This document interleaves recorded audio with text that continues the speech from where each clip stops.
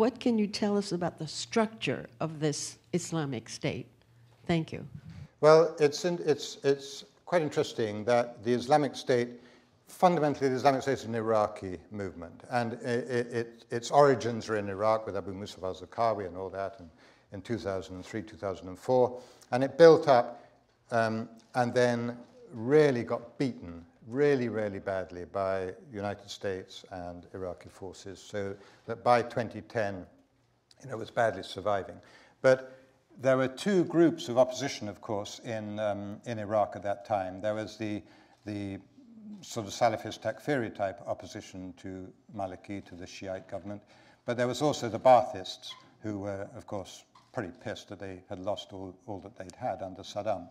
And it was a Baathist initiative, essentially, to come and join with the Islamic State, or the Islamic State in Iraq, as it then was, so that those networks, that discipline, that party structure that the Baathists were so good at, which all came and fed up to the glorification of the leader. No, forget about pan-Arabism and secularism and stuff. That's what Baathism became. Bring that in and mix it with that very strong ideological, motivational factor of the Salafist Takfiris, and then make an organization that could grow. Even so, it might not have grown particularly without the Syrian civil war.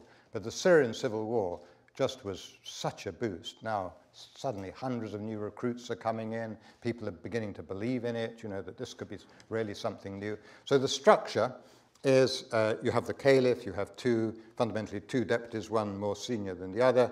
The more senior one is in charge of all the Iraqi operations, the next one is in charge of all the Syrian operations. Under that, you have various council, advisory council, religious council, security council, meaning security, finding informers and so on, and assassinating rivals, media, finance, and so on. So that's quite structured. And then you have provincial governors, and they have their own structures. So it's very hierarchical, all feeds up to the caliph, who has the final say. And I think when the Baathists got Abu Bakr al-Baghdadi to take over, they were probably thinking, we need a figure who's not Baathist, who's got some religious credentials and can talk the talk, but not necessarily someone who's going to lead himself, someone we can influence.